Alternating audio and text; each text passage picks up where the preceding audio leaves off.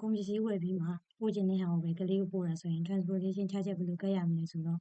ပထမပစ္စည်း 100 quantity 100ကိုကလေးကိုပို့တဲ့အတွက် transportation charges က10သိန်းကျမယ်50အတွက်က5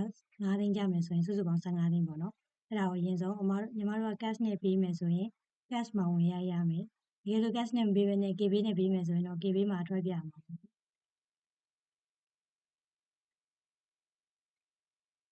ယူခေါ်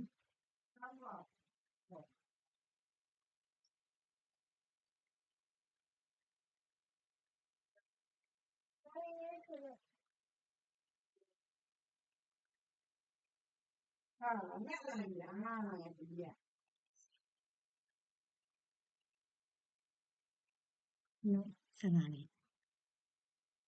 အဲ့ဒါလို့ transportation charges ဖြစ်တဲ့အတွက် transportation charges နဲ့ reconcile လုပ်ပေးရ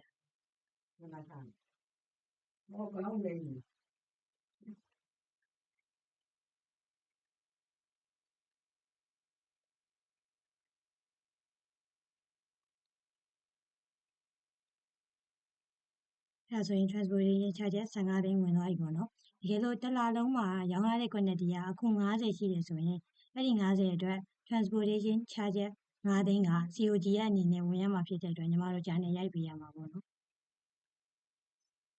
accounting တွေက journal entry new ခေါ်မယ်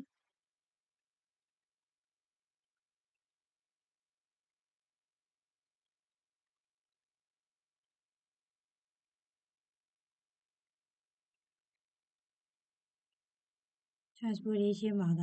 credit နဲ့ခု50ရောင်းရဖြစ်တဲ့အတွက်5သိန်းပေါ့နော်ပြီးတော့သူ့ရဲ့ COG ရဲ့ကြားခံရမှာဖြစ်တဲ့အတွက် COG ရဲ့ score ကိုစိုးအကောင့်မှာက